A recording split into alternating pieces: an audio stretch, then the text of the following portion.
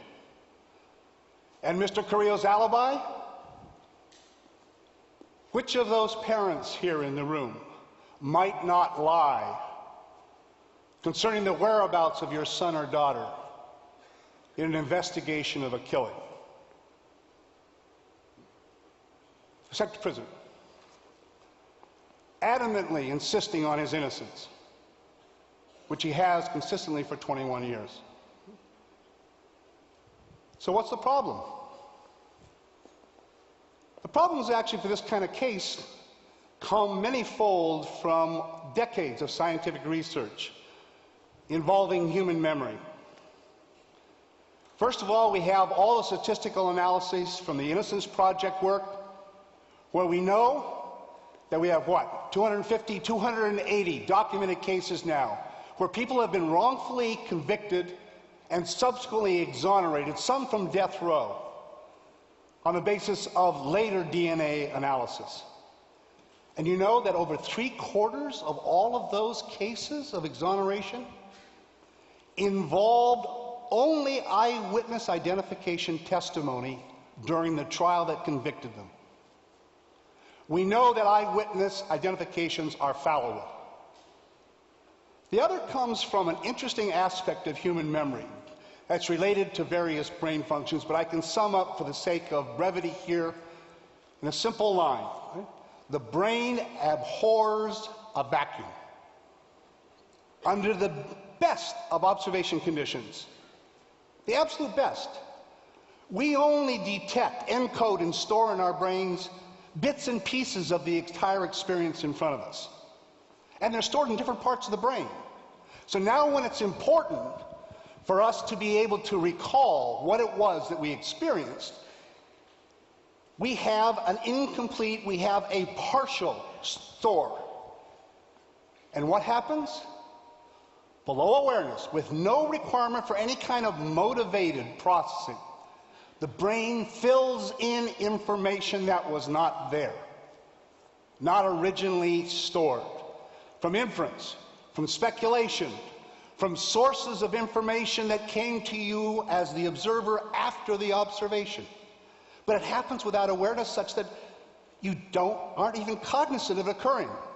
It's called reconstructed memories. It happens to us in all the aspects of our life, all the time. Let me ask you to consider the horrific events of 9/11. Think about when you first got the information about this catastrophe, how you felt, and more importantly, when was the first time you saw the second trade tower implode and collapse after the first trade tower had gone down? If you're like most Americans, myself included, you have a very clear memory that you saw the first tower come down and then you saw the second tower finally collapse after the other plane crashed into it within an hour or two afterwards. I remember vividly where I was. I was down at LAX at the satellite terminal for American Airlines, waiting to get on an airplane to fly to San Diego. And of course, all the air traffic was ceased. And so I had nothing to do but to sit and watch the television monitors with all of the news broadcasts over and over and over again of the horrendous events. And I know I saw that second trade tower come down an hour or two after the first. And all of the research we have indicates that most Americans too, except for a few people who happen to live in certain places in New York, right? And you know something? That's a totally false memory. It could not be something you experienced. There was absolutely no media footage of the second trade tower collapsing until over 24 hours after the event. But in fact, you know intellectually, cognitively, that they did occur fairly close in time. You did know about and see the first one. You did see the second one. But you didn't see it until over a day later at the earliest. But the brain, without you being aware, has pulled them together and you believe you saw them very close in time. It is a reconstructed memory, not an accurate memory, no matter how vivid, no matter how sure you are. It was those two considerations, among others, reconstructed memory, the fact about the eyewitness fallibility, that was part of the instigation for a group of appeal attorneys led by an amazing lawyer named Ellen Eggers to pool their experience and their talents together and petition the Superior Court for a retrial for Francisco Carrillo. They retained me as a forensic neurophysiologist because I had expertise in eyewitness memory and identification, which obviously makes sense for this case, right? But also because I have expertise and testify about the nature of human night vision. Well, what's that got to do with this?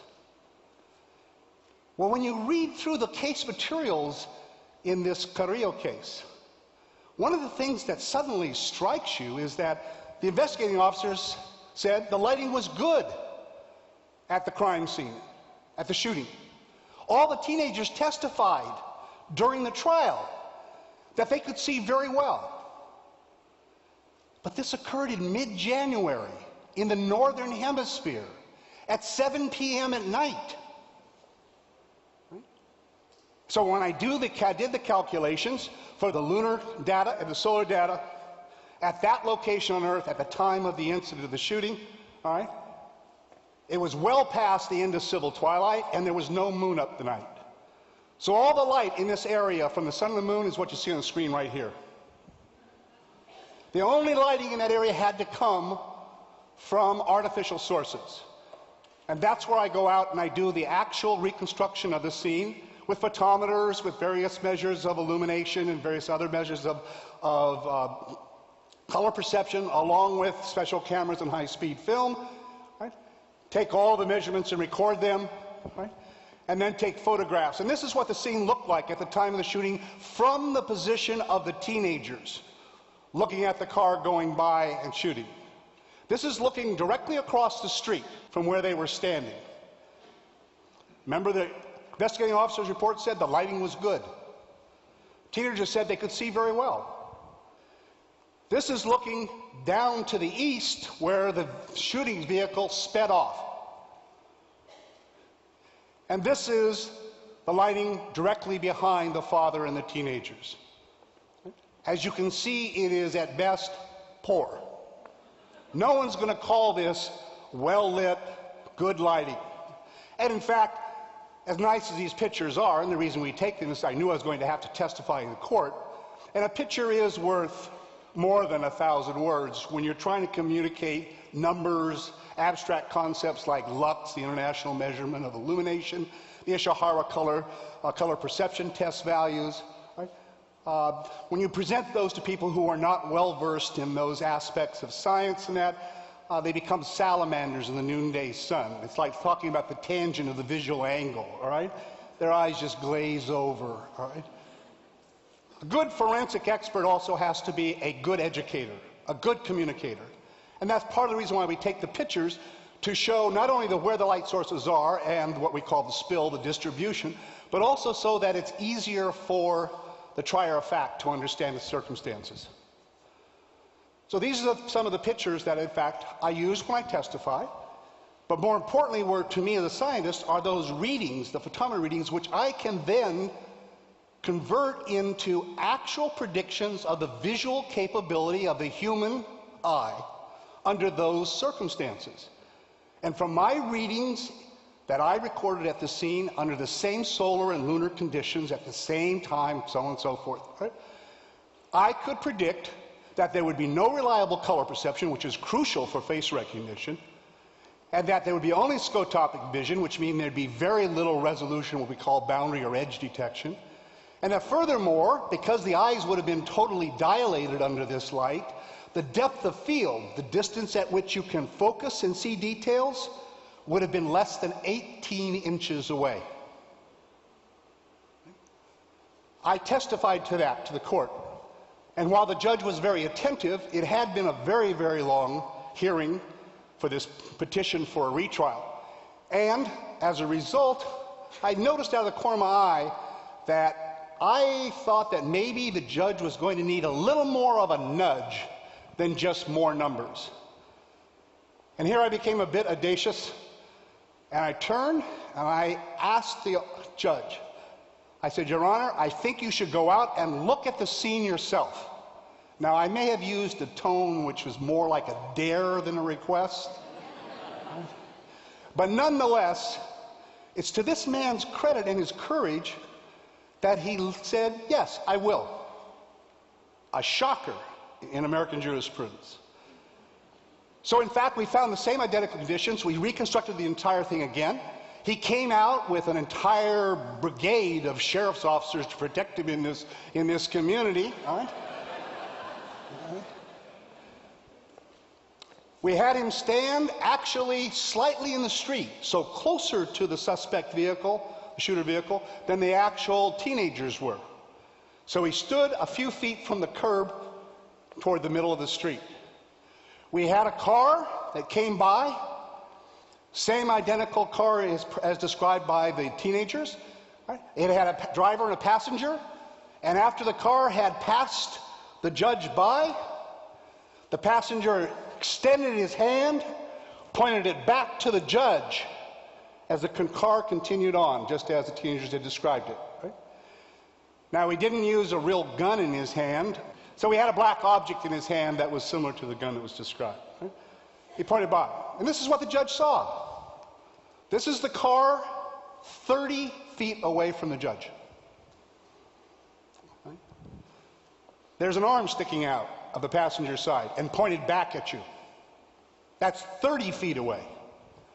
Some of the teenagers said that in fact the car was 15 feet away when it was shot. Okay, there's 15 feet.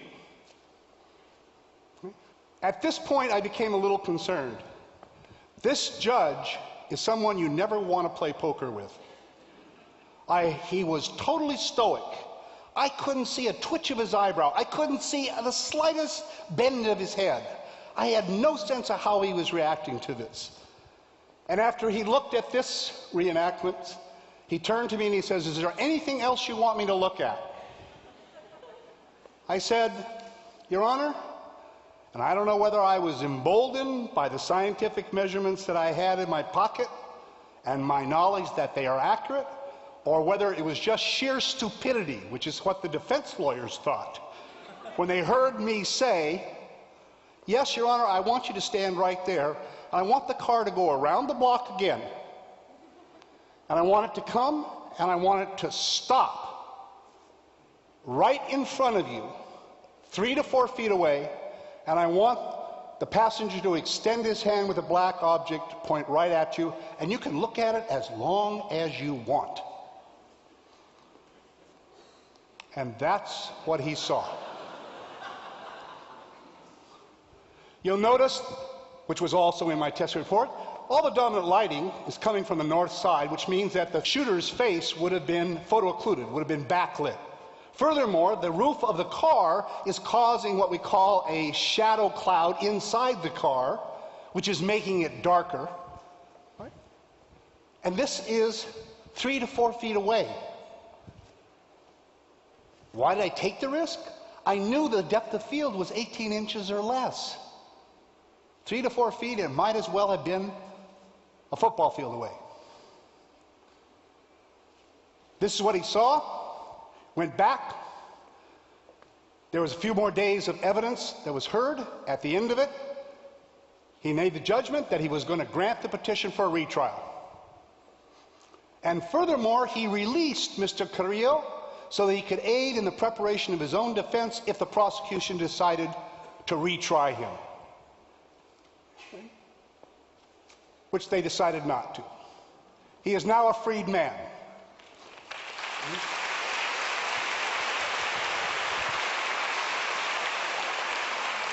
This is him embracing his grandmother-in-law. His girlfriend was pregnant when he went to trial, right? And she had a little baby boy. He and his son are both attending Cal State Long Beach right now, taking classes.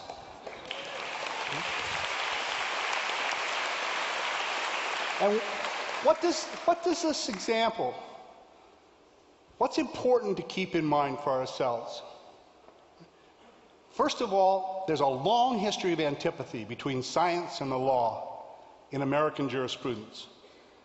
I could regale you with horror stories of ignorance over decades of experience as a forensic expert, of just trying to get science into the courtroom. The opposing counsel always fight it and oppose it. One suggestion is that all of us become much more attuned to the necessity, through policy, through procedures, to get more science in the courtroom.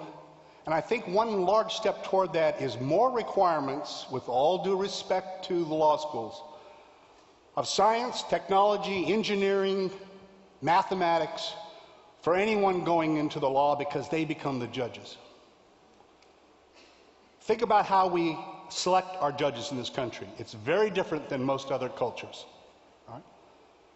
The other one is I want to suggest the caution that all of us have to have. I constantly have to remind myself about just how accurate are the memories that we know are true, that we believe in.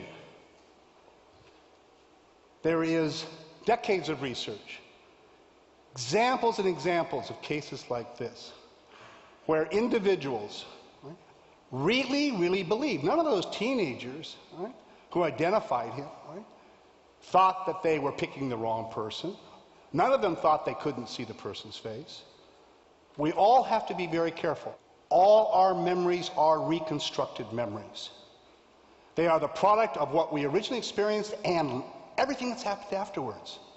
They're dynamic, they're malleable, they're volatile, and as a result, we all need to remember to be cautious that the accuracy of our memories is not measured in how vivid they are, nor how certain you are that they're correct. I'm sure I saw the second trade tower collapse an hour later, but I know it could not have happened. Thank you.